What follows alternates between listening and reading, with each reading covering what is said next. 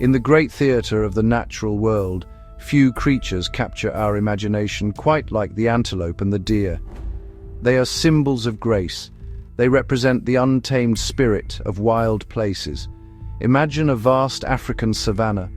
The sun is hot. A herd of springbok leaps through the tall grass. Their movements are like a dance. Now picture a quiet, misty forest in North America. A white-tailed deer steps silently through the trees. Its large, dark eyes watch everything. These animals seem similar, but they live in very different worlds. They are shaped by the lands they call home. Their stories are woven into the very fabric of our planet. These two magnificent groups of animals have spread across different parts of the globe, each finding its own special place to thrive. Antelopes are the heart and soul of Africa and parts of Asia. They are masters of the open plains. Think of the Serengeti, where millions of wildebeest travel in great migrations. They follow the rains, they are looking for fresh grass. Deer, on the other hand, are found almost everywhere else. They live in the dense forests of Europe, they roam the mountains of Asia, they are a common sight in the woodlands and fields of North and South America. They have adapted to snow, to forests, and even to suburbs. Their homes shape how they live and what they look like. The open grasslands of Africa offer little cover from predators like lions and cheetahs. So antelopes have become incredible runners. They are built for speed and endurance. Their survival depends on outrunning danger. They often live in large herds. There is safety in numbers. Many eyes can watch for trouble. Deer live in places with more cover. Forests and thickets offer hiding spots. They are masters of camouflage and stealth. They often rely on staying hidden rather than running long distances. They might live in smaller groups or even alone, melting into the shadows of the woods. This separation across continents is a key part of their story. It is a story of evolution. It shows how animals adapt to their surroundings over millions of years. Antelopes and deer started from common ancestors long ago, but their paths diverged. One group became specialists of the sun-drenched open spaces.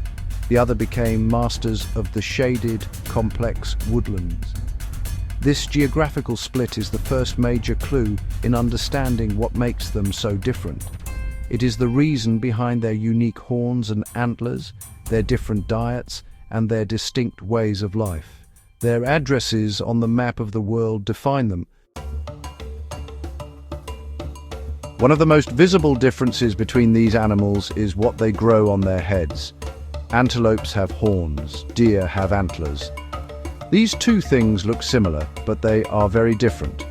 Horns are permanent. An antelope is born with them, and they grow throughout its life. They are made of a bony core. This core is covered by a sheath of keratin. Keratin is the same material as our fingernails. Both male and female antelopes can have horns. For example, in species like the eland, both sexes carry these impressive structures. They use them for defense against predators and for competing with each other for mates or territory. Antlers, on the other hand, are temporary. They belong to the world of deer. Only male deer grow antlers, with the exception of the caribou or reindeer. Antlers are made of pure bone. They are one of the fastest growing tissues in any mammal. Each year, a male deer grows a new set. In the spring, they begin as soft, fuzzy bumps covered in a skin called velvet. This velvet is full of blood vessels that help the antlers grow. By late summer, the antlers are fully grown, and the velvet dries up and is rubbed off.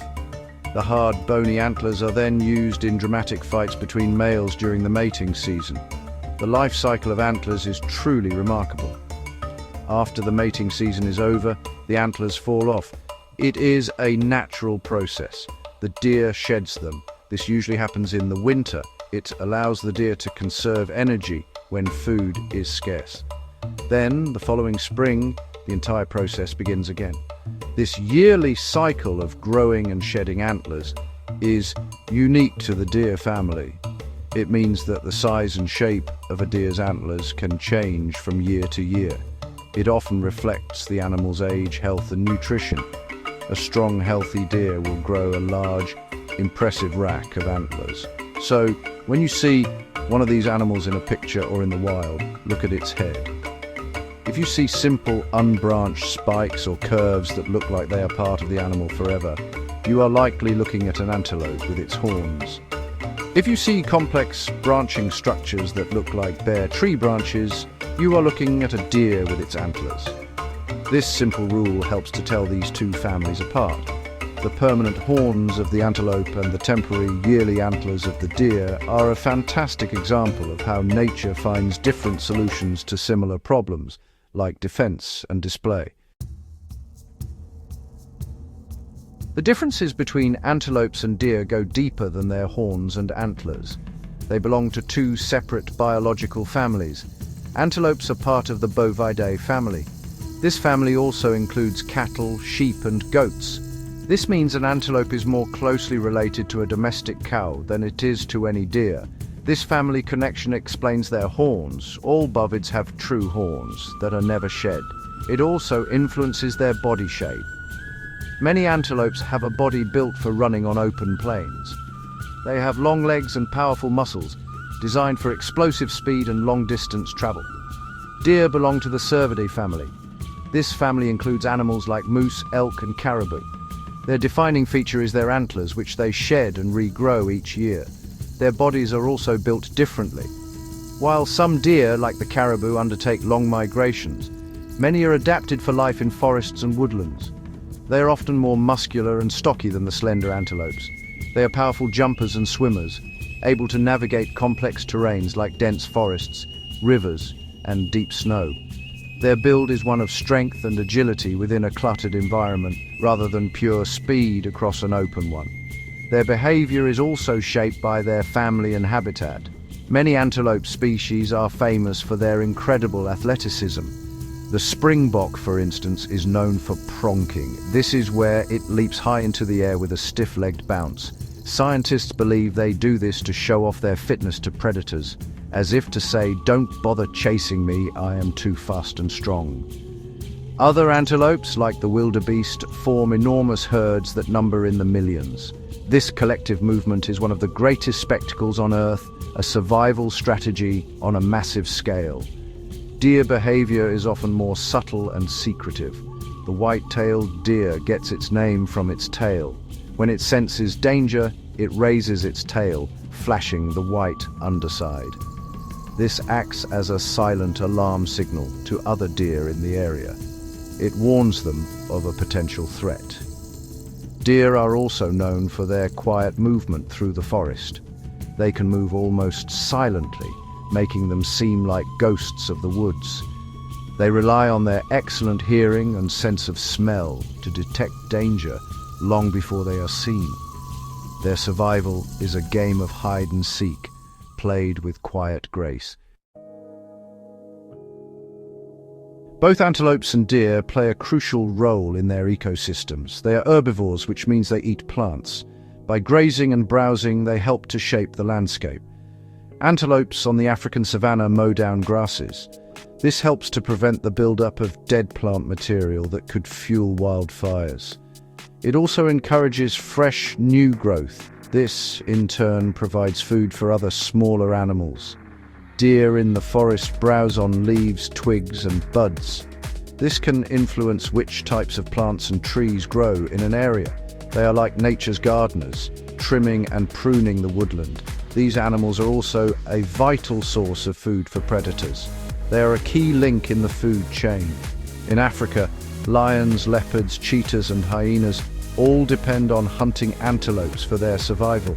The health of the predator population is directly linked to the health of the antelope herds. In the forests and mountains of the world, deer are the main prey for wolves, cougars, and bears.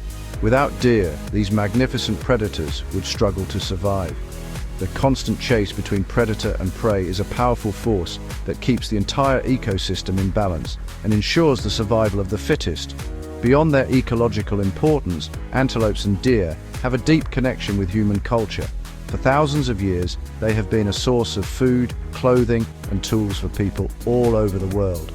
They appear in ancient cave paintings, showing their importance to early humans. In many cultures, they are powerful symbols. Deer often represent gentleness, grace, and spiritual awareness. Think of the stag in European folklore, often a magical guide to other worlds. The famous story of Bambi has made the deer a symbol of innocence in nature for millions of people. Antelopes also hold a special place in human stories and beliefs, especially in Africa. They can symbolize speed, agility, and life itself. Some African traditions see the antelope as a wise creature, a messenger from the spirits. Their elegant forms have inspired art, dance, and storytelling for centuries. Even today, the sight of a graceful gazelle or a powerful stag can fill us with a sense of wonder. They remind us of the wild beauty that still exists in the world. They are not just animals. They are part of our shared heritage, icons of the wild that connect us to the natural world.